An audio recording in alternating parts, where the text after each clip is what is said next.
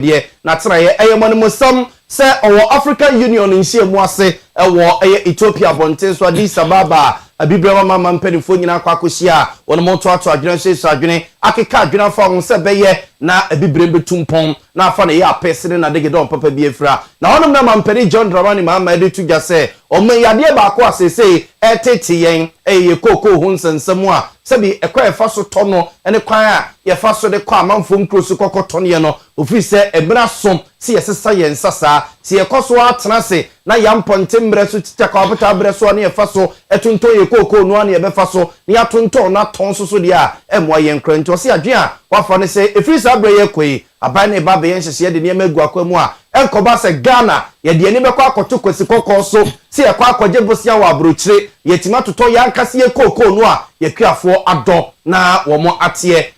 masa bio wo se wo mayimu a ena aban ne betena se akeka ne masie ni wo mo nsem obie adidi nkomo ne atoto koko no ye to so ye behwe se ye bedada no asesem ansana se ye bekọ adwama so akọtone a ye de akọtone mampani John Dramani Mahama nchiremu a wo de emayeni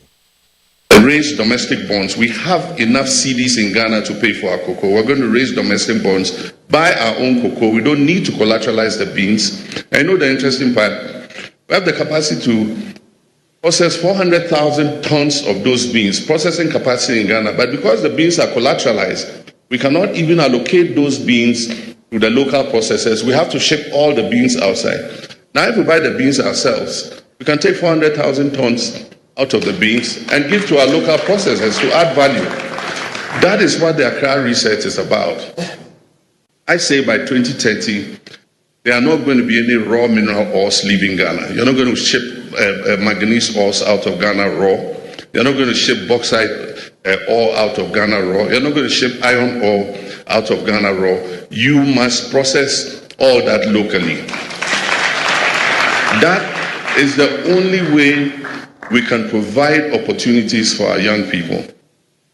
Our young people are not as patient as our mampani John Dramani Mahama ni yetene ke we yamra ebibre mama mampani fo nyina ehia Addis Ababa abonten so na odesa nsemi tudwane nyina ye koko ne niam otweri amponyankrompo mbase ya dom no de adom yen nsase ene ne yen nsase ase a yetuo ene wo chesenhyehye no se ye koyanim no ensi bio se Ghana ye besesa ye koko ye besesa ye gold ye manganesium nom ene ye bauxite ye de kwakoma kosi kokko ama ono na noa dane ani asa de abreyen ami atoye be ni nyina wa ha ni asesa e de kwakoma kosi kokko wa bibi mai akandifo nhia mu atoso abiasa enkro wa Addis Ababa ya ena Ghana mampanyi John Dramani Mahama efruje simpie ni apaso na nkitawudie no ekokoba ye nkomoboni nyina akwakosi titimire mu sede abrofo ebefa ya nananom nom na wonmo twi wonmo ema wonmo chi ewo nkom ye de wonmo transuhyemamuo etwe wonmo de wonmo ko Europe ene America ne amaya wodo so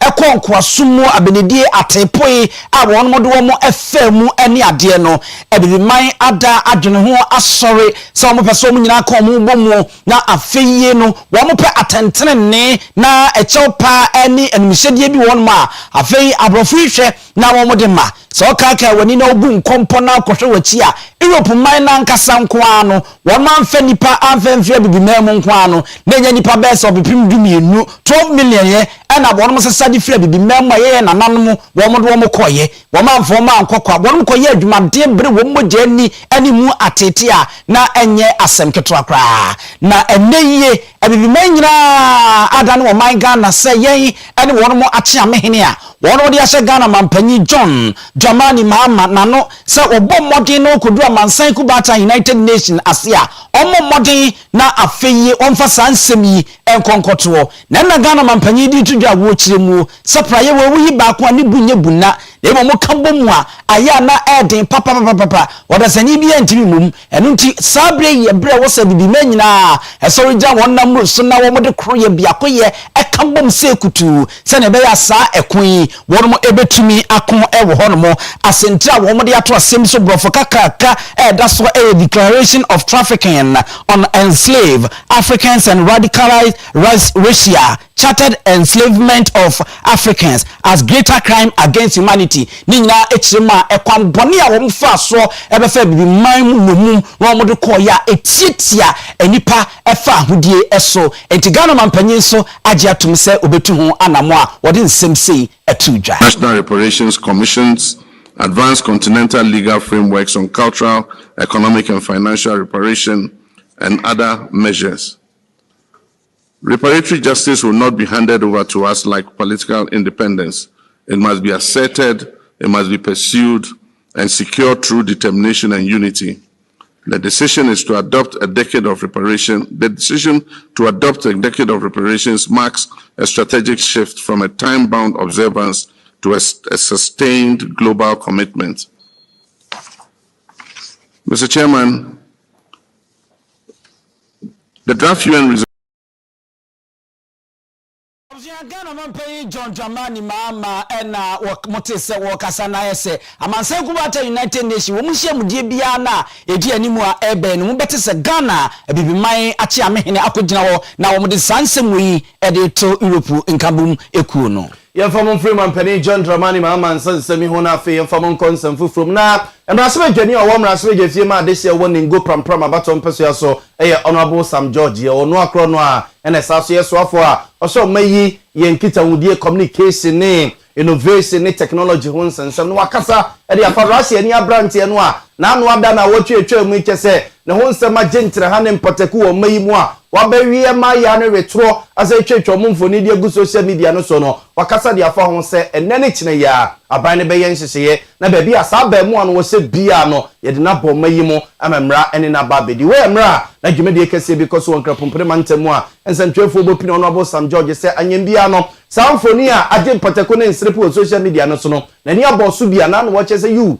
ɔno kra de wɔhuna tia kenkan agye mu nkyeremu nyinaa ɛma enekra watwerɛ krata ɛde akɔ akɔma Russia ambassador ɔwɔ mayi mu sɛ deɛ wɔse yɛ bia no yɛnyɛ ɔmate sɛ abamu ano wie wadwane asa akɔ ne kurom Russia no mo ɛne Russia embassy ni di nkɔmɔ sɛ nani kyerɛ ya abamu ano mbɛsa de na bɔ mayi mu na Ghana mra ɛne na di ne sɛ ne yɛsɛ na ɛfata honorable Sam George nkyeremu a Cybersecurity Authority is one of the agencies under my ministry, and I'm sure leading up to the Christmas, you guys saw the clampdown we did on cybercrime and fraud and all of that. Part of what we do is also to deal with sextortion and child online protection. In this instance, I'm sure you're referencing the Russian gentleman who came into the country. Yesterday, I caused the ministry to send an invitation to the Russian ambassador. I intend to see him this week and have a conversation with him. We're taking a very strong view of it.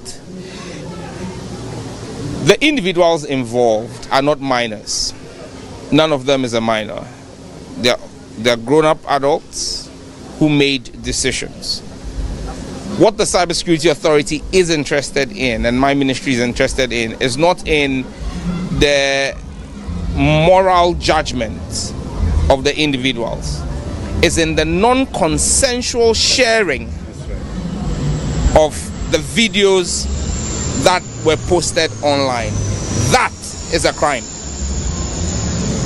It's not a crime to be able to convince a man or a woman to go into your room with you in 6 minutes. That's not a crime by the law. That's a personal decision to make. But it is a crime to record a person without their consent. And apart from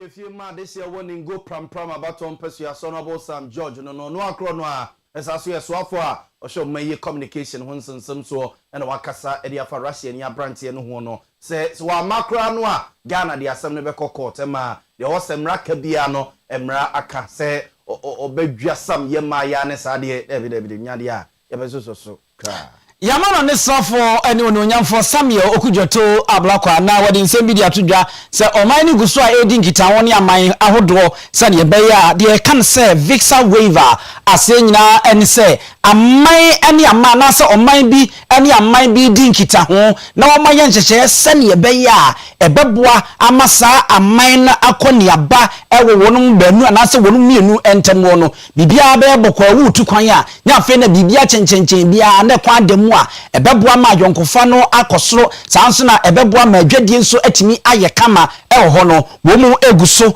a wonum edi nkita ho bebre sane ebeya ebeboa ama amman bebre no wonum be kwa adwemben kromo na sa visa waiver yi atimi aye adwuma na aboa ma Ghana ne amanhodo sinkita hodie no atimi akonkan enchepi ena Ghana mampanyi kopie mo Zambia ye no omukọ sa adwemben kromo a ye sensan krata enu ebi ewo ho no a bibiman ye de atodwa se wo se ye nyina ye ke ho bomu ne makwan ye na ye ho akontu sem no enye chencheni na aboa amadwadie atimi akonkan eno ena ononyamfo Samuel Okujeto Ablakwa asa akire mu se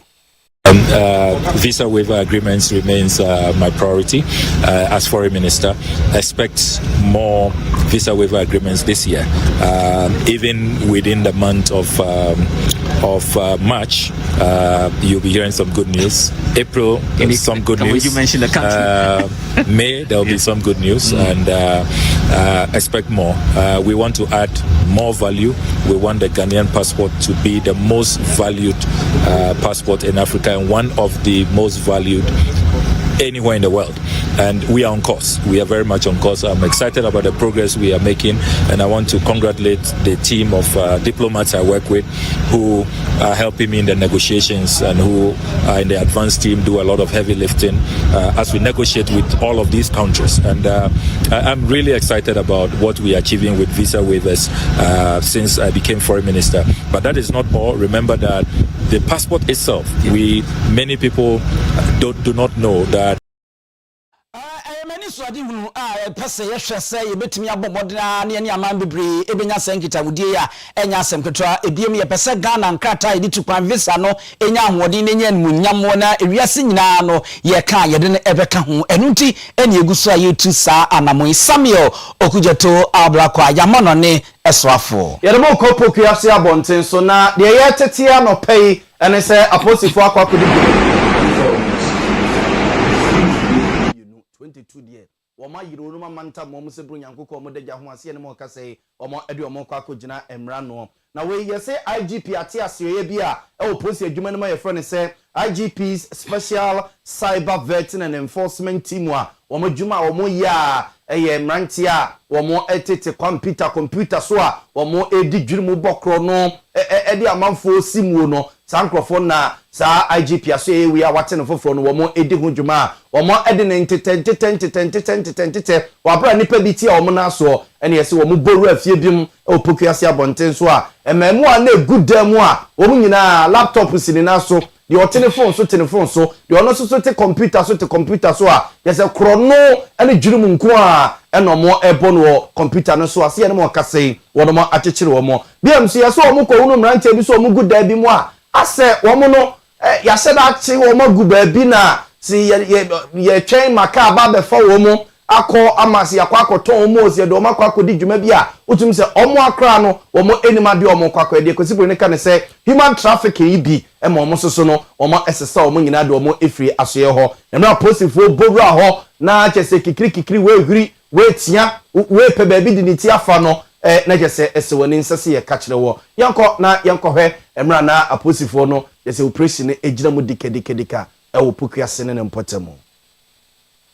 abuzafo nti wei eye de etwagu ye emra aposifo nipa bi no ti omo na so no omo duru bia ho na omo ehyase se omo di omo dwuma se ne yese ne fata akekere sa amrantie na ehonsam etwagu ye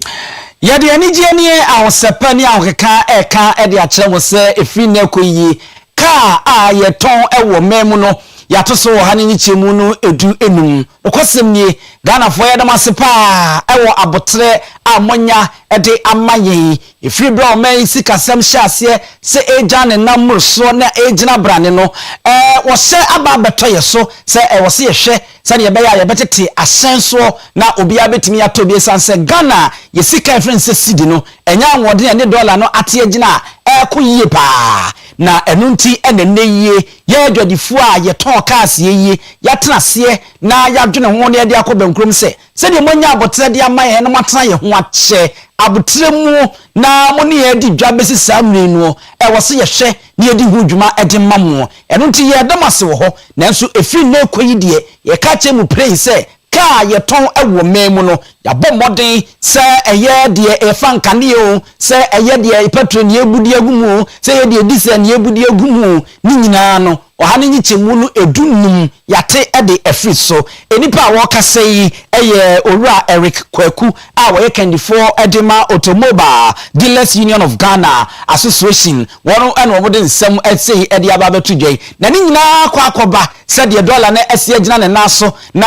ebinum firi se aban ebesikasam no de a wonema ekoyie eni ndi sa na tie de a ene na ka na kane dollar no kodu bia 17 15 14 a na yeto na bia obepem wa ha na ne dollar no ababa bedru yi ba ko a Ghana cedi no edu ena ade kwa akogina ho de a eni kwa se yeto na obepem wa ha biem ene na wo se wo mu hwe anso yi so te so na wo mu ede ba fam Ghana fo wo na wo ntwetweda siso abodawuro ma afei ena wo mu a wo mu edi ehyen hu dwaye ete Ghana fo esufra se de aba betodwa se wo hanin chemu no edunum mu a wo mate ede afiri so enti wo se ye atadwe yate denne ewo ehonom na sabeye na eye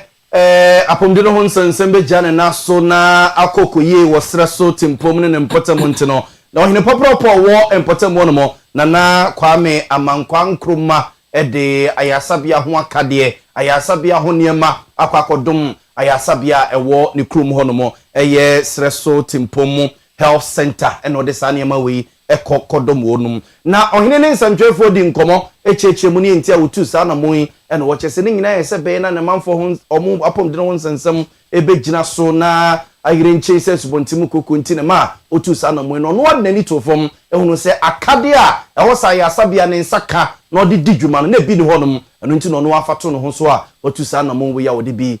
adom wonum ori eye den ebesue wo ha ema ye be fa na yɛne ko hwehye saa woni nyina no ɛyɛ abakɔsɛm bi a ɛda ha ne kwan fa so achichi kuro we nsusu no ɛyɛ unique session yɛne nyina achi no meto mbo ase na yɛ ho documentation ayɛ de atopo yo ɛna dua a yɛdua yi ɛyɛ ade a esi last year na me ba en ko hospital ho ɛkɔhwɛ enema na ɛwɔ ho ana si na enkoyi ewu mu sese so mu ayɛ den bai enye kurokutu abiem na ukasa wo fokuru no mu akwa bibi ya chichira kodu sisi ano ano den okay wansembre kam nkura kesi gu ha nyina twa ho ahia na we aye ohina owo mpotem wonum na Kwame Amankwa Nkrumah yete ne nkai na enu achi aya sabia no emu adwumayefo physician assistant a owo ho no mo set adomako asare ejina adwumayefo no nyina na emu geniemai e de asedema rempemasi eduma ohina maye enu no chese nana ewo ne manfo ho no adwenpa eba efa omo akwan ho san ho omo akwan ho san hia nana pa nti na ode sa na omo yi aba ye beko aboa ye mpa ma adwuma edi wo health center ho na ede awiedu e say the say you say health center ni omu levels your church compound your health center your hospital the money nyina yes physician assistant owo sreso timpom health center ena yete nkan yejira we so na no pay ensema epoapo no de babeso mu ye de mosia na na emopafiefo ase wo mo ena de super premium ena premium rice abedwa so ase se no a ena obia eno amabusia no say restaurant say choba say hotel no bi na aduane na nsofom ena mpese asakra eyi kama opese tasoso a etakama emodua ni nyina de ye de premium and super premium rice ena enwa yewia na yummy tomato paste no so no ye de ye ncheche wa de ye nkwan no de ye stew no ama chesa no nso aye de bebia ye ton mo ni anwa bia no also per premium and super premium rice ena yummy tomato paste so e ho no mo ena jambin so ye bean oil no ena so e ho no mo asese no a ena obia eton ye dum ye be oyerepa fm no na patase so no eye patase police depot e chamfo hotel no opposite one so ye ho no mo ena Accra Media Parks and Gardens Junction no also so ye ho no mo abusua frɛ telephone number no na ne yeni nkomo pese wo betuo na okokotone opese obefa ne kakra opese obetoma akomako ani nyina ye nhyehyeye ede ama okra de opese yesesegu kam ede pro ba bia wo bia na wo ye agent so a ye beye ede ama dodo wo na ta ye chi a ana ope ba bia wo bia na etimi ba ye ba besom mo bede ede na na ya abo amale bia boga no pe mene abusua pani owusu adiomi